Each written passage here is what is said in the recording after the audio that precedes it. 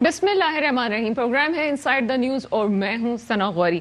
सिंध में जारी है सियासत की गर्मा गर्मी। सवाल ये पैदा होता है कि क्या पीडीएम अपोजिशन में जान डाल सकेगी, जबकि पीपल्स पार्टी खुला खुल्लम पीडीएम पे तनकीद करती है। एक आवाज बुलंद होती है कि वो लोगों उठो, इनकलाब के सिवा कोई रास्ता नहीं। लेकिन सवाल ये पैदा होता है कि क्या वाकई फजलुर रहमान साहब इनकलाब ले आएंगे, जबकि शहबाज शरीफ ये बयान देते हैं ना मुफाहिमत ना मज़ाहमत, सिर्फ शफाफ इलेक्शन।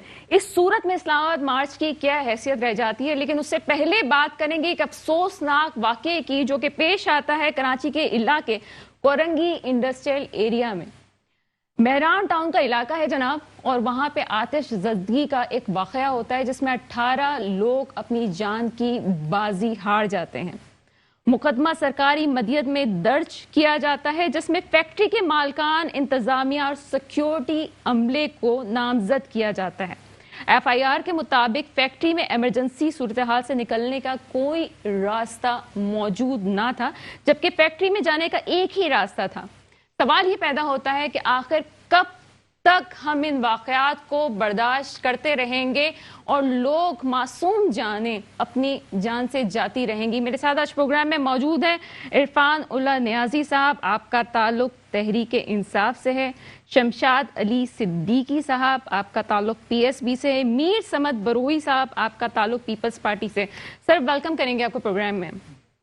इरफान साहब, सबसे पहले मैं आपसे पूछूंगी कि कब तक ये सिलसिला चलता रहेगा, कब तक इसी तरह से जानें ज़ाया होती रहेंगी? जिस तरह कुछ अरसे पहले हमने देखा कि फैक्ट्री का वाकया होता है, लोग अपनी जानों से जाते हैं, और वही मसला कि फायर एग्जिट नहीं है, सहूलियात नहीं है, लोगों की जानों का ख्याल नहीं रखा जा रहा। क्या कहेंगे इस हवाले से? बिस्मिल्लाह, ये तो बड़ा अच्छा आपने सवाल किया कि कब तक, जब तक सिंध में लुटेरे रहेंगे ये चीज़ें चलती आएंगी, करप्शन करने वाले, लूट मार करने वाले। लेकिन चेक एंड बैलेंस ही नहीं है। कराची में क्या हो रहा है कोई पता नहीं है उनको। इनके लेबर डिपार्टमेंट सो रहे हैं, एक फैक्ट्री बन रही है, वहाँ पे जाते हैं, अपने पैसे लेके आ जाते हैं और उसको बिल्कुल पुरसाने हाल छोड़ जाते हैं। तो इसी तरह वाक़े होते रहेंगे। ये तो 2 वाक़े ऐसे हुए जिसमें मतलब अनगिनत नुकसान हुआ। इसी तरह छोटे मोटे नुकसान तो इतने हुए कि जो मतलब गिनती में नहीं आते, जो रिकॉर्ड पे भी नहीं आते, मीडिया भी इनको हाईलाइट नहीं कर पाता। तो ये मामला सिंध में फैक्ट्री एरियाज में, बल्कि हर तरह से करप्शन, लूट मार कर करके उन्होंने मतलब जो बिगाड़ पैदा किया है, पिछले 30 सालों से ये काबिज हुए बैठे हैं सिंध में। तो इंशाल्लाह ताला ये हमारा जो तब्दीली का नारा था यही था कि हम करप्शन से लोगों को बचाएं, लोगों को मतलब अच्छे मामलात आगे दें। तो अब सिंध बाकी हमारा रह गया टारगेट इसी सिंध पे ही है। इरफान उल्लाह नियाजी साहब, आपको नहीं लगता कि तहरीक इंसाफ में वही लोग शामिल हैं जो कि पहले गवर्नमेंट्स में शामिल थे, तो वो क्या तब्दीली लेके आ जाएंगे? नहीं, बिल्कुल ऐसी कोई बात नहीं है। वो लोग कोई शामिल नहीं है। कराची में देख लें, हमारे जितने एमएनएज एमपीएज हैं उनमें किसी का, चलिए ओवरऑल तादाद तो आपकी कहती है ना कि आप ओवरऑल तादाद तो हमारी ऐसी नहीं है कि लोग आए हुए हों। लेकिन अगर जो आए भी हैं इंशाल्लाह ताला वो भी हमारे कप्तान की नज़र में है। और अगर वो कुछ वक्त ऐसा गुजार लेंगे कि शायद, लेकिन आने वाले दिनों में आप देखेंगे कि ऐसा होगा नहीं। तब्दीली आती रहेगी। तब्दीली का नारा है हमारा, नया पाकिस्तान बनाना है, वो हम बनाएंगे इंशाल्लाह, और लोगों को नजर भी आएगा। बिल्कुल तो रही बात ये जो लोगों का हुआ है, ये इनके जो आंसू अब बहा रहे हैं, सिंध गवर्नमेंट वाले जी कमेटी हमने बना दी, कमेटी बनाई 3 दिन में, कमेटी ही उसकी कोई मतलब आगे कोई पेशरफ्ती नहीं हुई, दिखाने के लिए उन्होंने बना दी।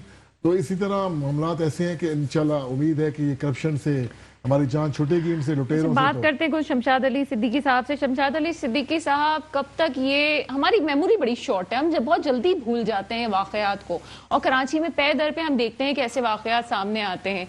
रेजिडेंशियल एरिया में फैक्ट्रीज बना दी जाती हैं और कोई पूछने वाला नहीं है। क्या कहेंगे इस हवाले से?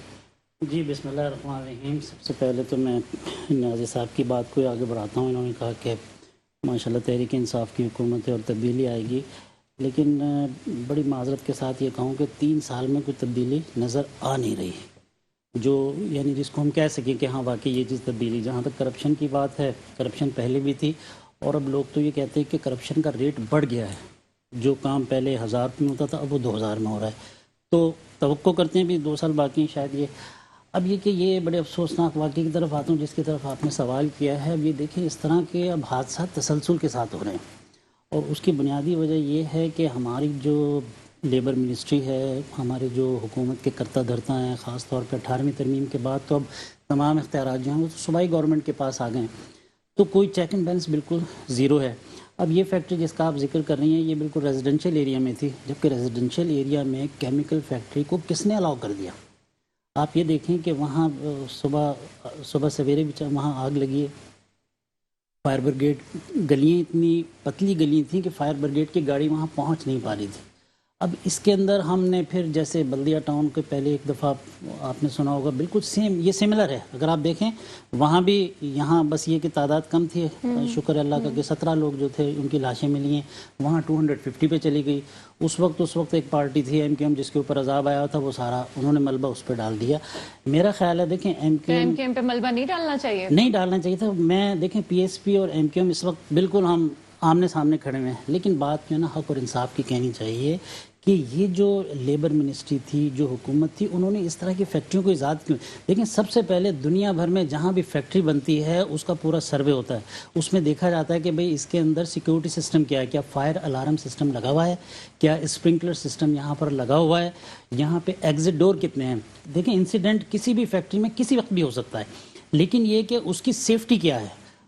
اگر آپ بلدیہ فیکٹری پہ 1 منٹ کے لیے چلی جائیں تو وہاں پہ آپ کو پتہ ہے کہ تمام ڈور سیل تھے، تمام کھڑکیاں سیل تھیں، اور تقریباً 190 ڈیڈ باڈیز جو ہیں وہ اوپر کا دروازہ جو چھت کی طرف کھلتا ہے اس دروازے کے باہر ملی ہیں۔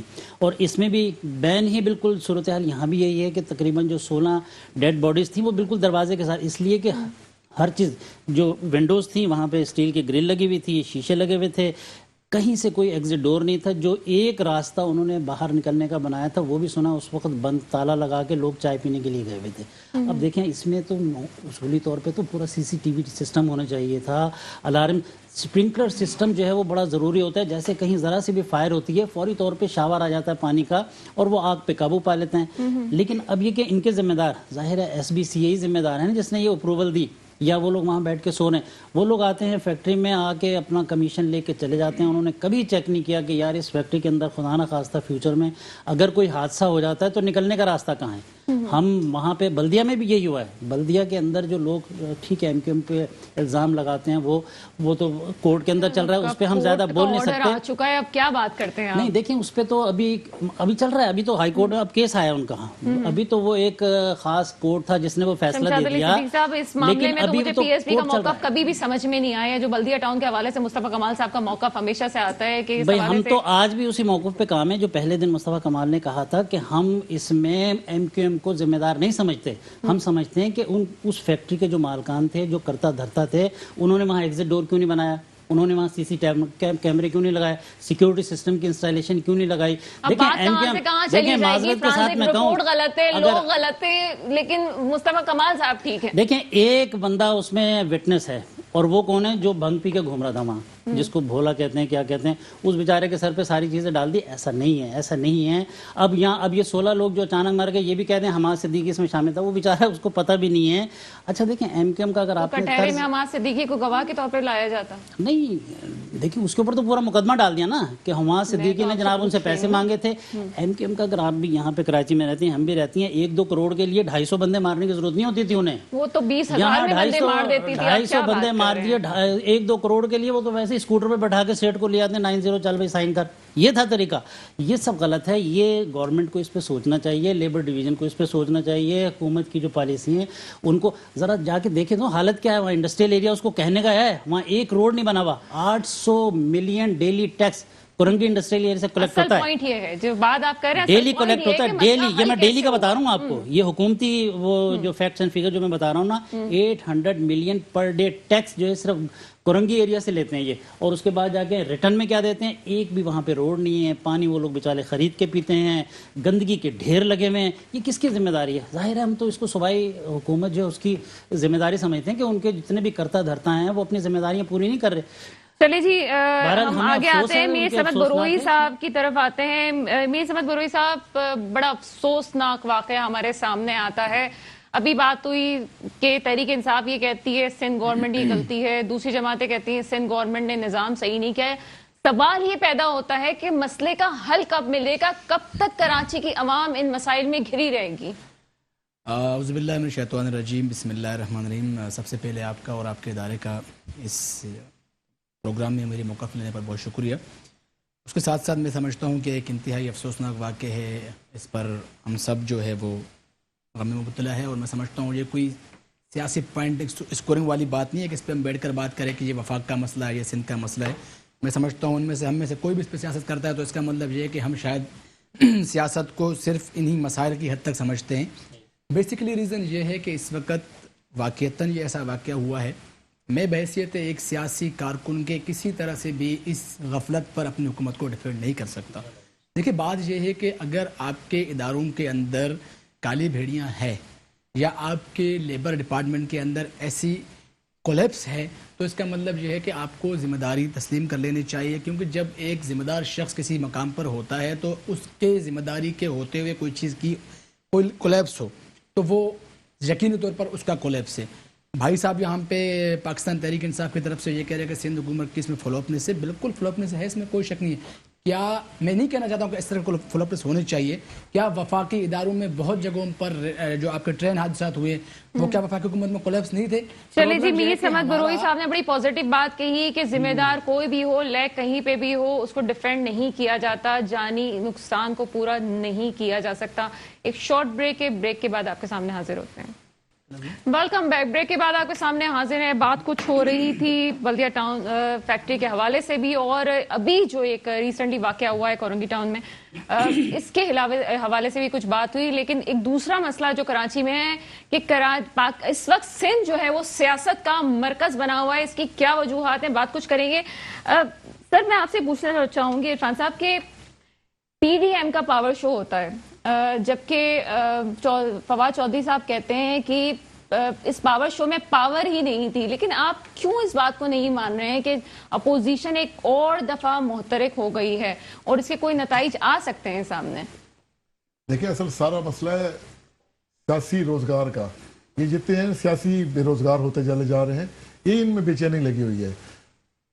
شہباز شریف آتے ہیں یہاں آنسو بہاتے ہیں، ارے بھائی آپ کے بھائی صاحب گئے ہوئے ہیں 8 ہفتوں کا کہہ کے، آپ ان کو تو واپس لے کے آ جاؤ، عدالتوں کا سامنا کریں۔ آپ کہتے ہیں ہم لیڈر ہیں، ہم نے ملک چلانا ہے، ملک کو سنبھالنا ہے، تو بھاگ کیوں گئے؟ آپ عدالتوں کے سامنے آئیں۔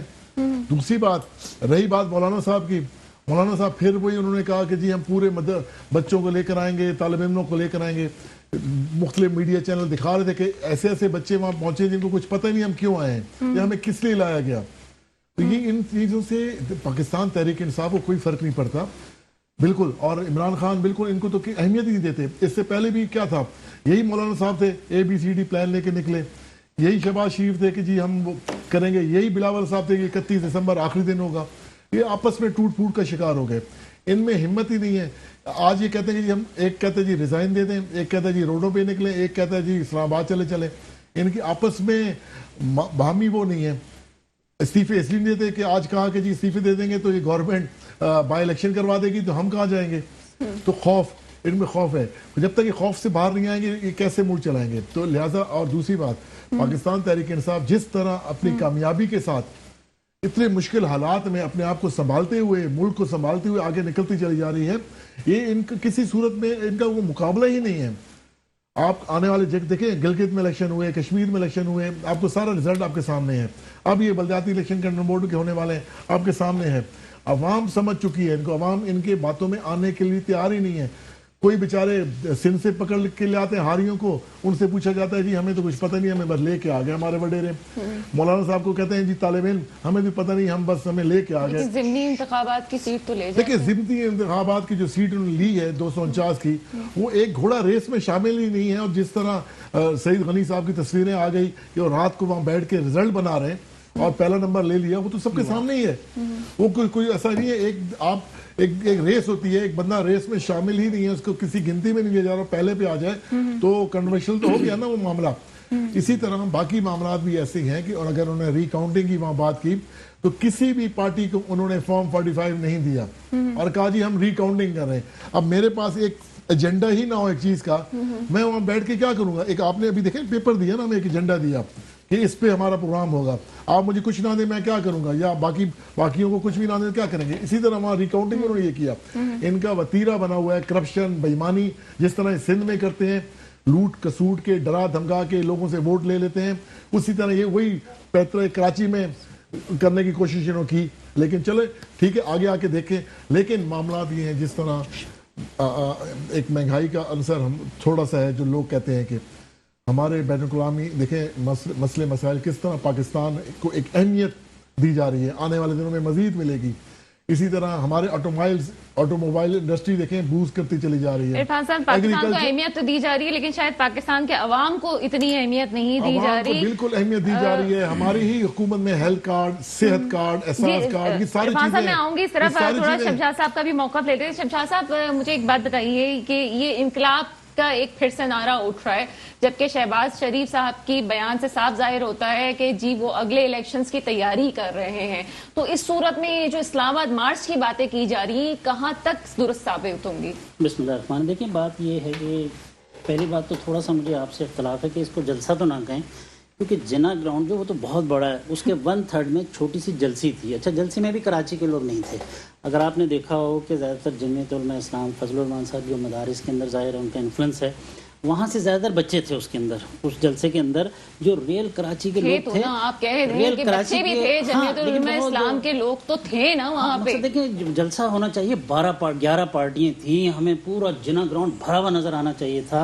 आपको याद होगा लास्ट टाइम भी इन्होंने यहाँ 11 पार्टियों ने मिलकर जलसा किया था, और उसके फौरन बाद पीएसपी ने किया, और अब इसका भी हमने जवाब देना है। उससे बड़ा जलसा हमने अकेली सिंगल पार्टी ने करके दिखाया।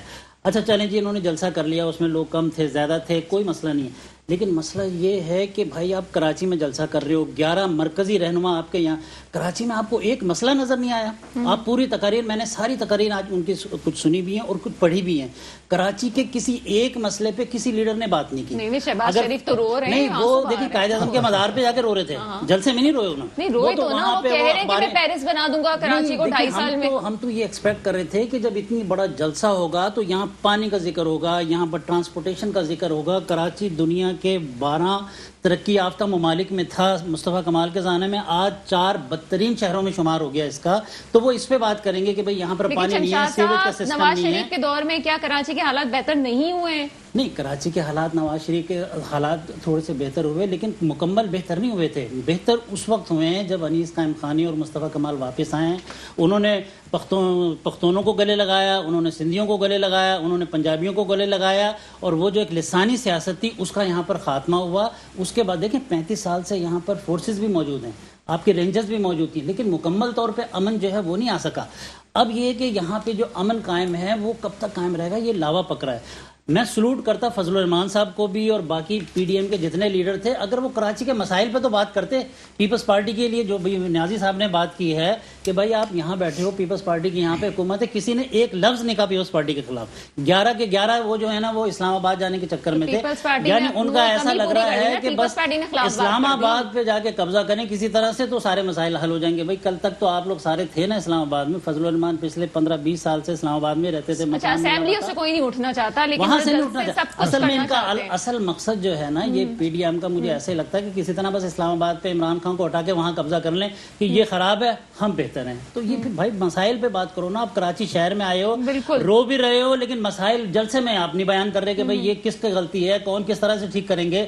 चलो अब तक जो हो चुका, 13 साल में कराची में एक बस नहीं चली, एक कतरा पानी का नहीं आया यहाँ पर ज्यादा, कि भाई चलो पीडीएम की अगर हुकूमत आ गई तो यहाँ पे वो कम से कम K4 को ही मुकम्मल कर लेंगे, यहाँ पे ट्रांसपोर्टेशन का कोई निजाम इलेक्शन अलायंस की बात। चलें जी, मीर समद बरोई साहब आपकी तरफ आते हैं। पीपल्स पार्टी का कभी वतीरा रहा नहीं है कि धमकियां देने का, लेकिन बिलावल भुट्टो साहब जो कहते हैं कि उतना ही जुल्म करो जितना बर्दाश्त कर सको, क्या मौक़िफ़ है इस पे, क्या कहेंगे इस बात पे? देखो, सबसे पहले तो आपने मेरे साथ बहुत नाइंसाफी की है, मुझे कोने पे बिठाए, सारी बातें खत्म होने के बाद मुझे ब्रेक पे पूरे आ रहे हैं, मुझे ना ब्रेक नहीं आप मुझे ब्रेक के टाइम में टाइम देते हैं, मैं तो आपको जवाब देना चाहता हूँ। सबसे पहले तो यहाँ पे न्याजी साहब ने बहुत सारे माशाल्लाह अपने खूबियाँ गिनाएं, मैं एक सिर्फ शेर में उनका जवाब दूंगा। पहले हर शख्स गरेबान में अपने झांके, फिर बसद शौक किसी और पे तनकीद करे।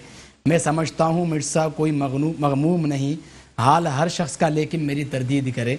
देखिए, बात यह है कि तनकीद हम सबको आता है, लेकिन तनकीद से पहले हम सोचें कि जिस नारों के साथ हमने इस पाकिस्तान के निज़ामत में अपना हिस्सा डाला, या जिसके तहत लोगों ने हमें वोट दिया या नहीं दिया अल्लाह आलम, आप आ गए, تو کیا آپ نے وہ سارے نعرے وعدے وعیدے جو کیے تھے پورے کیے؟ نمبر 1. پھر اس کے بعد وہ کہتے ہیں کہ شہباز شریف یہاں آ کے روتے ہیں. لیکن آپ نے کہا بولنا نہیں آپ بولیں آپ بالکل بولیں, آپ کی رائے پہ بولنا. پرابلم یہ ہے کہ یہاں پہ بھائی کہتے ہیں کہ میاں شہباز شریف کو چاہیے کہ نواز شریف کو واپس لے کر آئے. جناب وہ شہباز شریف کا کام نہیں ہے, وہ آپ کا کام ہے. فیڈرل گورنمنٹ آپ کے پاس ہے, FIA آپ کے پاس ہے, ادارے آپ کے پاس ہے, آپ کیوں لے کر نہیں آتے ہو؟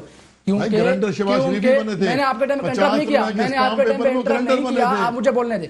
آپ کے ٹائم میں انٹرو نہیں کیا, مجھے بولنے دیں. کیا آپ نے کسی ڈیل کے تحت نواز شریف کو باہر نہیں بھیجا؟ اگر آپ نے باہر نہیں بھیجا اس کو لے کر کیوں نہیں آتے ہو؟ کیونکہ آپ کے بڑوں کے اشاروں پر آپ نے نواز شریف کو ڈیل کے تحت باہر بھیجا, اس لیے آپ نہیں لا سکتے ہو. کون بڑے؟ آپ بھی جانتے ہیں, میں جانتا ہوں کہ کون بڑے ہیں, آپ بولے نا کون کے بڑے ہیں. مجھے تو پتہ نہیں, آپ بتائیں. کیوں آپ کو نہیں پتا؟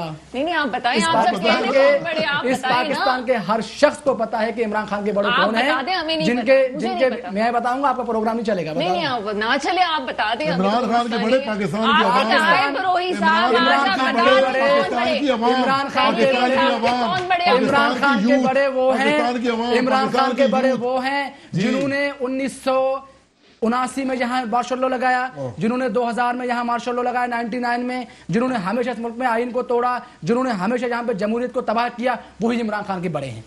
اب آپ سننا چاہتے ہیں کون ہے مستقبل کے لیے کون ہے؟ میں آپ کو بتا رہا ہوں, آپ بہتر سمجھتے ہیں. ہم پہ کوئی نہیں, ہم پہ قدغن نہ لگایا جائے.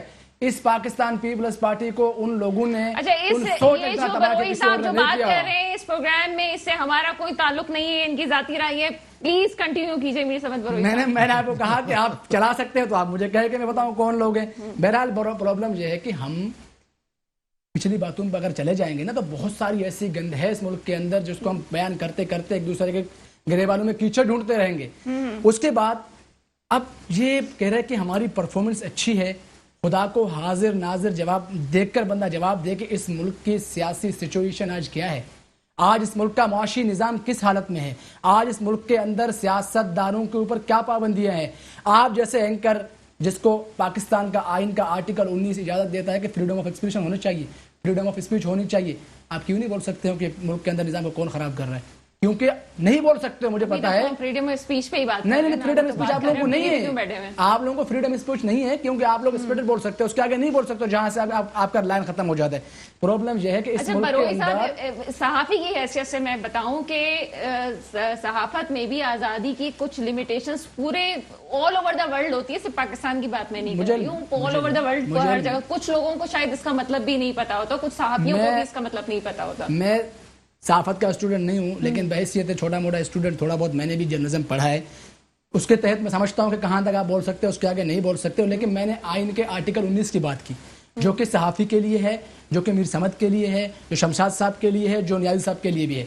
Freedom of expression, freedom of speech, ہم سب ایک پاکستانی کو الاؤڈ ہے کہ ہم حق اور سچ کی بات کہہ سکیں. میں بتا دوں, فریڈم آف اسپیچ کا جہاں تک تعلق ہے اس میں یہ بات کی جاتی ہے تو کہیں پہ بھی آپ ملک کے اداروں کو پوائنٹ آؤٹ نہیں کر سکتے, اور ایسی بات نہیں کر سکتے جو ملک کی سلامتی اور کے خلاف جا رہی ہو. یہ بات کوئی بھی نہیں کر سکتا. سلامتی کی کس نے بات کی؟ آپ مجھے بتاؤ کہ میں کہتا ہوں کہ اس ملک کے اندر واقعات ہوئے نا, ڈان لیگ کا واقعہ کیا ہوا ہے, ماضی کے یہی میں نے بیان کیا, ڈان لیگ کو میں نے ڈیفینڈ کیا نہیں کروں گا. میں یہ کہہ رہا ہوں کہ پاکستان کا آئین یہ کہتا ہے کہ ایک بندہ ووٹ لیتا ہے, اس کو الیکٹڈ ہونا چاہیے. اگر وہ نہیں ہوتا, چاہے کوئی بھی کرتا ہے, وہ ملک کی سالمیت کے خلاف وہ ہے, جو بات کرنے والا وہ نہیں ہے. میں یہ کہتا ہوں کہ آئین کے اندر رہتے ہوئے مجھے اختیار ہے کہ میں اپنے آئینی حقوق, فریڈم آف اسپیچ کے تحت اپنے جو مجھے حکومت آئین پاکستان دیتا ہے میں اس پہ بات کر سکتا ہوں. گرمی میں بھی نہیں کر رہی ہوں. مجھے یہ بتائیں, کیا چھوٹی سی بات ہے, جہاں آپ اڑ جائیں وہاں دھاندلی ہوتی ہے, جہاں آپ جیت جائیں وہاں دھاندلی نہیں ہوتی ہے. ابھی تحریک انصاف کے ساتھ بیٹھے ہوئے انہوں نے یہ بات کی. دیکھیں میں آپ کو بتاؤں نا, میں آپ کو بتاؤں, میں اپنی بات کر سکتا ہوں اس پہ. میں یہ کہتا ہوں کہ اگر اس الیکشن کو پاکستان کے ایک بھی شخص نے سوائے پی ٹی آئی کے ورکروں نے ایکسیپٹ کیا ہے تو ہم گنہگار ہیں. اگر پاکستان پیپلز پارٹی کا یہ کلیم ہوتا کہ یہ غلط ہوا ہے تو ایک پارٹی کی بات ہوتی تھی کہ یار ایک پارٹی کو ہرایا گیا ہے اس لیے وہ کہہ رہے ہیں. 11 پارٹیاں 12 پارٹیاں جو چھوٹے ہیں بڑے ہیں سب کے سب ایک طرف ہے کہ اس ملک کے اندر زیادتی ہوئی, ہمیں ہرایا گیا ہے. اس کے باوجود لوگ کہتے ہیں یہ الیکشن اچھا ہوا ہے. تو میں سمجھتا ہوں یا تو آنکھوں پہ پٹی ہے. سپریم کورٹ میں آپ نے کیوں نہیں رجوع کیا؟ آپ کیوں خاموش بیٹھ کہ گئے؟ ریزائن بھی کوئی نہیں رجوع کرتا کیا نا. کیا یہ جب نکلے گورنمنٹ گرانے کے لیے نکلے کہا جی ریزائن دیں گے, ریزائن نہیں دے رہے. ماضی میں جو لوگ ٹریبونل میں چلے گئے, ماضی میں جو لوگ ٹریبونل میں چلے گئے, جو سیٹ کہے ہم چھوڑتے ہیں اور الیکشن کرانے کے لیے دوبارہ تیار ہوتے ہیں. پورا ٹائم دیا ہے میں نے آپ کو. نہیں میں عرض کروں آپ سے, دیکھیں میں آپ سے یہ کہہ رہا ہوں کہ ماضی میں بھی الیکشن ٹریبونل میں جو لوگ چلے گئے, ماضی میں آج کی بات نہیں کر رہا ہوں, ماضی میں جو لوگ چلے گئے 5 سال میں ان کا فیصلہ نہیں آیا. بھائی آپ کا عدلیہ ہو یا آپ کے ادارے ہو, اب تک آپ کا ملک 1947 میں آزاد ضرور ہوا, لیکن ابھی تک آپ کے اندر ابھی بھی غلامانہ سوچ کا کچھ ایلیمنٹس موجود ہیں. آپ کے ہاں ابھی تک 100% پیور ڈیموکریٹک سوچ کے لوگ نہیں ہیں. آپ کے ہاں آج بھی 100% پاورفل اور با اختیار جوڈیشری نہیں ہے. یہی وہ بنیادیں تھی جو آپ 1779 میں فرینچ ریولوشن کس بات پہ آیا, آج پاکستان کے حالات سیم وہی ہے جو اس وقت ریولوشن آئی. اور آج ہمیں اس بات پہ سیاسی لوگوں کو سوچنا پڑے گا کہ اس ملک کو آگے کیسے بچانا ہے ہم. جی بالکل, پاکستان کے حالات وہی ہیں اور گورنمنٹ آف سندھ کے بعد سندھ کے بھی حالات وہی ہیں. چھوٹا سا بریک ہے, بریک کے بعد آپ کے سامنے حاضر ہوتے ہیں. Welcome back. بریک کے بعد آپ کے سامنے ہم حاضر ہیں. بات کچھ ہو رہی ہے اپوزیشن کے حوالے سے کہ اپوزیشن کتنا رنگ جما سکے گی. عرفان صاحب آپ سے کچھ سوال پوچھتے ہیں. ملک میں کسی بھی حکومت کو اسٹیبلشمنٹ نے اتنی سپورٹ نہیں دی ہے. شہباز شریف صاحب کہتے ہیں کہ جتنی اس حکومت کو ملی ہے, اور انہی کے الفاظ ہیں کہ یہ نالائق حکومت فائدہ نہیں اٹھا سکی, یہ الفاظ استعمال کر رہے ہیں. شہباز شریف صاحب کیا کہیں گے سوال؟ دیکھیں اس میں کوئی ایسی حقیقت نہیں ہے. ہمارے ادارے اپنی جگہ پہ, ان کی عزت رسپیکٹ اپنی جگہ پہ, ٹھیک ہے. لیکن جہاں تک اب پاکستان کے عوام میں جب عمران خان کو پسند کیا, ان کو چوز کیا, ان کو لے کر آئے, آج بھی دیکھیں ان کے وہی باتیں کہ ان کی کتنی انہوں نے پی ڈی ایم نے کوشش کر لی آپس میں ان کو گرانے کے لیے کہ عوام اکٹھی ہو جائے. عوام اکٹھی ان کے ساتھ نہیں ہوتی, کیونکہ ایک پاکستان کے لیے ہوپ, عمران خان ایک ہوپ ہے, امید کی کرن. اس جیسا شخص کوئی نہ پیدا ہوا نہ ہوگا.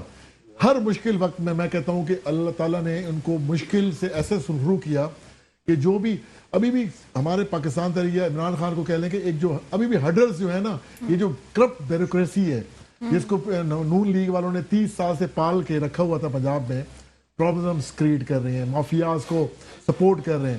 لیکن آنے والے دنوں میں آپ دیکھیں گے جس طرح ہماری اس دفعہ کووڈ, مطلب 1.5 سال کا کووڈ کا پیریڈ آیا, پورے دنیا میں آپ دیکھیں کہ مشکلات آئیں, ترقی یافتہ ملکوں میں مشکلات آئیں. لیکن عمران خان کی پالیسی نے جس طرح اس کووڈ میں غریبوں کا خیال کیا, ہماری ایکسپورٹ ریکارڈ سطح پہ بڑھ گئی, اتنی ایکسپورٹ ہو گئی کہ آنے والے 2 سال کے آرڈرز ہمارے پاس ہمارے ایکسپورٹرز پہ موجود ہیں.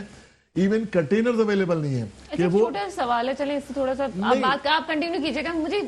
مجھے سمجھ نہیں آتی, مجھے بتا دیں کہ یہ شہباز شریف کی طرف کیا تحریک انصاف کا کوئی جھکاؤ ہے کیا؟ کوئی جھکاؤ نہیں ہے. وہ تو خود بیچارے آپس میں ان کو پتہ ہی نہیں ہے. پی ڈی ایم کا جلسہ ہو رہا ہے, مریم غائب ہو جاتی ہیں, وہ کشمیر جاتے ہیں تو شہباز شریف غائب ہو جاتے ہیں. ان کا بھائی باہر سے آ رہا ہوتا ہے تو ان کو ایئرپورٹ جانے کا راستہ نہیں مل رہا ہوتا. یہ تو خود بیچارے ٹوٹ پھوٹ کا شکار ہیں. شیخ رشید نے صحیح کہا ہے کہ یہ نون جیم بے ہے پتہ نہیں کتنے ٹکڑوں میں بٹنے والی آنے والے دنوں میں آپ دیکھیں گے. اور اسی طرح ان کی کوشش جاری ہے. لیکن ہمارے تحریک انصاف کا جو مقصد ہے, ہم اس مقصد پہ چلتے جا رہے ہیں. غریبوں کو ہیلتھ کارڈ, اس کو صحت کارڈ ہم نے دیے. کووڈ کے دوران 12,000 روپیہ بغیر ان کو کسی سفارش کے ان کو گئے اے ٹی ایم سے, انہوں نے 12,000 وصول کیے. گھر گھر سروے ہوا.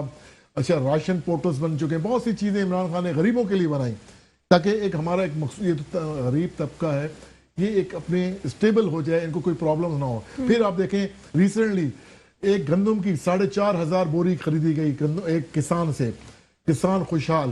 یہی بوری آنے والے پہلے وقتوں میں کیا ہوتا تھا, 2,500-2,700 کی 100 کلو کی بوری کسان سے ہم لیتے تھے. آج وہی بوری کسان سے 4,500 کی لی. کسان خوشحال ہو رہا ہے. اب کسان کو ایک الگ سے کارڈ دیا جا رہا ہے جس کی وجہ سے اس کو سبسڈی دی جائے گی, یہ چیزیں آسانی سے لے سکیں. ہمارے موٹر سائیکل کی ریکارڈ پیداوار ہوئی, اسی طرح گاڑیوں کی ریکارڈ پیداوار ہوئی. آپ کی اسٹاک ایکسچینج ہے بوسٹ کرتی چلی جا رہی ہے, ہمارے ریزروز بڑھتے چلے جا رہے ہیں. اسی طرح روشن ڈیجیٹل اکاؤنٹ کھولا. پڑھا تھا میں نے کہ لوگ گاڑیاں چھوڑنے میں مجبور ہو گئے. نہیں ایسی کوئی کہانی نہیں ہے. دیکھیں اسی طرح روشن ڈیجیٹل اکاؤنٹ کھولا گیا. جو باہر ملک میں لوگ بیٹھے ہوتے تھے کہ میچ کے باہر جب لوگ بیٹھتے ہیں نا, وہ اچھی طرح اندازہ لگا رہے تھے کہ کیسا ہو رہا ہے. یہ ہمارے ملک میں باہر لوگ بیٹھے انہوں نے اربوں रुपए पाकिस्तान भेज रहे मैं हैं तो आम शहरी हूं, मैं तो आम क्योंकि इमरान खान पे एतमाद है कि वो चोर नहीं है, लुटेरा नहीं है, उसका पाकिस्तान से बाहर कुछ नहीं है, जो कुछ है पाकिस्तान के लिए, और हमेशा वो पाकिस्तानियत ही पे सोचता है, उसको और कोई ध्यान ही नहीं है। वो चाहता है कि पाकिस्तान सुरखरू हो, हमारी बाहर जाके इज्जत हो, बाहर के लोग पाकिस्तान में आके नौकरियां करें। आज पूरी दुनिया में हमारी जो पॉलिसीज की वजह से पाकिस्तान को सराहा जा रहा है। इंशाल्लाह ताला आने वाले दिनों में देखेंगे हम सीपैक हमारे ही दौर में इंशाल्लाह कंप्लीट होगा और पाकिस्तान सीपैक के साथ मजीद ग्रो करेगा। सीपैक तरक्की करेगा, पाकिस्तान तरक्की करेगा।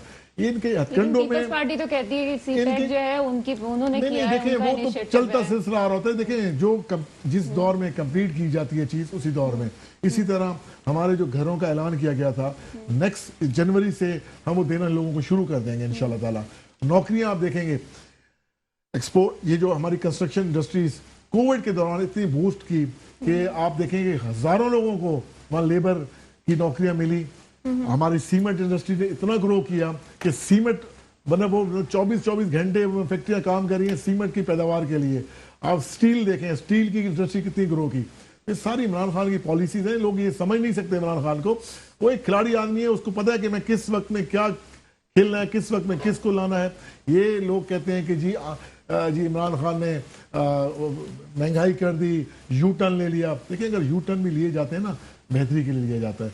मैं अगर कहीं और जा रहा हूं और अपनी बेहतरी के लिए अगर मुझे कोई अच्छा कोई और कोई मशवरा दे दे तो मैं अगर उस तरफ चल पड़ूं, उसको यू टर्न क्या कहेंगे, उसको फायदे की बात हो जाएगी ना। तो मैं समझता हूं कि आने वाले दिनों में ये कुछ भी करेंगे और इंशाल्लाह ताला आने वाले दिनों में आने वाले इंतखाबात में सिंध में भी इंशाल्लाह पाकिस्तान तहरीक इंसाफ की हुकूमत होगी। और आप देखेंगी आने वाले बल्दियात इलेक्शन में कराची का मेयर भी पाकिस्तान तहरीक इंसाफ से होगा। ये हमें अवाम ने वोट देना है और ये खामखा इदारों को बदनाम ना करें। चलिए जी, इरफान साहब आपकी बातों से बिल्कुल ऐसा लगा कि हम थोड़ी देर के लिए जन्नत में आ गए हैं, लेकिन शमशाद अली जन्नत में नए पाकिस्तान में आ रहे हैं, नए पाकिस्तान में आ रहे हैं, आप देखती जाइएगा। साहब मुझे बताएं कि खास तौर पे सिंध में पॉलिटिकल पार्टीज का इतना जोर क्यों है, सिंध की तरफ रुख क्यों किया जा रहा है, क्या सियासत है इसके पीछे? नहीं, मेरे ख्याल काफ़ी अर्से बाद आए हैं। ये तो आपको पता है, इन्होंने पहला जो जलसा किया था पीडीएम ने बहुत उसको मेरा ख्याल साल होने वाला है, साल से पहले हो गया था। अब दोबारा तहरीक इंसाफ जो है सिंध मिशन की बात करती है, पीपल्स पार्टी फिर से कराची की बातें करना शुरू कर देती है, पीडीएम आती है वो कराची पे हमला कर रही है। तो ये क्या चीज है? असल में कराची कहते हैं ना मिनी पाकिस्तान है। यहाँ तमाम लोग रहते हैं। आप देखें पख्तून तकरीबन 50 लाख से ज़्यादा है, पंजाब के लोग 50 लाख से ज़्यादा है। ये एक मिनी पाकिस्तान है और इसके मसाइल जो हैं वो आसमानों पे हैं। अब देखें कल शहबाज शरीफ जैसे आपने भी कहा कि वो कायद आज़म के मज़ार पर उन्होंने रोना शुरू कर दिया। बजाय रोने के अगर वो तमाम पार्टियों को लेके बैठ के कोई लाहे अमल बनाते कि भाई हमें कराची के जो मसाइल हैं उनकी तरफ तवज्जो देनी चाहिए। यकीनी तौर पे जो यहाँ की सूबाई गवर्नमेंट है उसकी तो बिल्कुल तवज्जो है नहीं। पंजाब में देखें कुछ भी है, कम से कम आप एक शहर लाहौर तो दिखा सकती हैं ना दुनिया को कि देखें पंजाब गवर्नमेंट ने बना दिया। तो लेकिन सिंध के अब तो वो भी ख़त्म कर दिया, वो तब्दीली आ गई वहाँ पे। अब ये है कि देखें सिंध के अंदर कोई एक यूनियन कौंसिल आप नहीं दिखा सकती ये गवर्नमेंट के भाई हमने ये बेहतर कर दी, ये एक मॉडल हमने बना दिए यूसी अब करा सिंध के सारे। तो ये एक बड़ी यानी हमारे पर कराची के साथ बड़ा जुल्म है कि यहाँ पे पूरे 13 साल से ये हुकूमत में है। चलिए अच्छी बातें करते हैं, कुछ अच्छी बातें कर लेते हैं। कंटोनमेंट इंतखाबात की बात हो रही है ना, तो कौन फेवरेट लगता है आपको? ज़ाहिर है पीएसपी इंशाल्लाह ताला उसमें कामयाब होगी। हमने पूरे इस वक्त तकरीबन 42 हलके हैं इसके और 37 में हमने अपने लोग खड़े किए हैं। और हमने तो देखें कराची में जो भी इलेक्शन होता है, ख्वाह वो ज़िमनी इलेक्शन हो चाहे वो मरकजी, हम उसमें शरीक होते हैं। देखिए हमने हार जीत को तो मयार रखा ही नहीं है ना। अब वो मुस्तफा भाई एक बड़ी ज़बरदस्त बात कहते हैं, देखें वाक़या करबला को याद दिलाते हैं। कहते हैं वहाँ जीता कौन था? वो तो यजीद जीता था। हारे कौन थे? वो इमाम हुसैन हारे थे। लेकिन क्या वो कामयाब हुआ? असल में जीत और कामयाबी में फ़र्क है कि आदमी सिर्फ ये कि वोट लेके जीत जाए, ये जीत नहीं है, कामयाब होना असल में। आज यजीद का कोई नाम लेने वाला नहीं है, लेकिन अल्हम्दुलिल्लाह हज़रत इमाम हुसैन के हर जगह हम कामयाबी की तरफ हैं। और इंशाअल्लाह ताला ज़ाहिर बाकिरदार लोग हैं हमारे पास। यहाँ पे आप देखें पूरे 4 साल एमक्यूएम के मुहर रहे, पूरे 4 साल वो कहते रहे कि जनाब मेरे पास इख्तियार नहीं है। भाई इख्तियार नहीं था, रिज़ाइन क्यों नहीं कर दिया? फिर पहले दिन रिजाइन कर देते। जैसे अब ये यहाँ भी जिक्र हो रहा था कि भी गवर्नमेंट सेंट्रल गवर्नमेंट बहुत ख़राब है, सारा कुछ है, इस्टेब्लिशमेंट है। भाई पाकिस्तान की इस्टेब्लिशमेंट है, वो अगर मौजूदा गवर्नमेंट को सपोर्ट नहीं करेगी तो क्या इंडिया की गवर्नमेंट को सपोर्ट करेगी? अच्छा नवाज शरीफ हैं, शहबाज शरीफ, वो ऐसी बातें करते हैं तो ज़रा उनको भी तो याद कराएं वो कैसे आए थे। کیا وہ بغیر اسٹیبلشمنٹ کے آ گئے تھے؟ کیا ان کو سپورٹ نہیں کی تھی؟ ظاہر ہے جو بھی موجودہ حکومت ہوتی ہے، ریاست ان کے ساتھ ہوتی ہے تاکہ وہ اپنے جو منشور ہے اس کو پائے تکمیل تک پہنچا دے. لیکن نیازی صاحب کی اس بات سے میں بالکل متفق نہیں ہوں کہ یو ٹرن لے لینا چاہیے. دیکھیں کنکریٹ کچھ آدمی کے اصول ہوتے ہیں، ہر پارٹی کا ایک منشور ہوتا ہے، اس پہ اس کو سختی سے عمل درآمد کرنا چاہیے. جیت لیا آپ نے کہا آگے والے الیکشنز میں جو ہے وہ پی ایس پی جیتنے والی. انشاءاللہ جی، ہم تو ہر الیکشن میں حصہ لیں گے. میں نے تو کہا ہے ہار جیت وہ تو اللہ تعالیٰ کے ہاتھ میں. وہ کہتے ہیں نا کہ اللہ تعالیٰ کی مرضی کے بغیر ایک پتا بھی نہیں ہلتا. تو جس دن اللہ تعالیٰ نے ہمیں جتانا ہوگا جتائیں گے. ہم تو محنت کر رہے ہیں پوری، کینٹونمنٹ بورڈ میں بھی محنت کر رہے ہیں. ضمنی انتخاب جو 249 کا تھا، دیکھیں وہاں ہم نے محنت کی. پارٹی کے لیے نعرے کی دے رہے ہیں. دیکھیں 249 میں ہم نے محنت کی نا، جا کے وہاں پہ محنت کی. وہاں پہ ہم نے معذرت کے ساتھ تحریک انصاف کو بھی ہرایا، ایم کیو ایم کو بھی ہرایا. اور وہ آپ کو پتا ہے جو بندہ ریس میں نہیں تھا وہ کامیاب ہو گیا. جو وہاں پہ نا انصافی ہوئی ہے نون لیگ کے ساتھ ہوئی ہے. بہرحال آگے بڑھتے ہیں، بروئی صاحب کے پاس طرف چلتے ہیں. بروئی صاحب، سندھ ورسز وفاق گرما گرمی عروج پہ ہے. ایک طرف وزیر اعلیٰ سندھ کے حوالے سے بات کریں، دوسری طرف فواد چودھری کے حوالے سے بات کریں. بیان بازی کا سلسلہ چلتا رہتا ہے، کیا کہیں گے اس حوالے سے؟ ہاں دیکھیے، وفاق کی حکومت کا ایک بہت بڑا مسئلہ ہے یہ کہ وہ بیچارے سارا فوکس ان کا بیان بازی پر ہے. اور ریسنٹ ہمارا ایک کھلی کچہری کے لیے ہوا ہے، ہمارے حلقے میں ہوا ہے، میرے حلقے میں جہاں سی ایم صاحب آئے ہوئے تھے. ان کا اسٹیٹمنٹ جی نہیں بند نہیں تھا. میں وہاں بیٹھنے سے میرا اسپیچ وہاں پہ. سر جی آپ کو کس نے کہا بند تھا؟ اخبار میں نے دیکھا پبلک ٹوٹی ہوئی تھی. روز مراد علی شاہ میں کہتے ہیں کرونا آ رہا ہے، ایس او پی کو فالو کرو. وہاں جب کھلی کچہری کی بات آتی ہے، جب ایک اسٹیٹمنٹ چلا ہے تو کھلی کچہری ہے.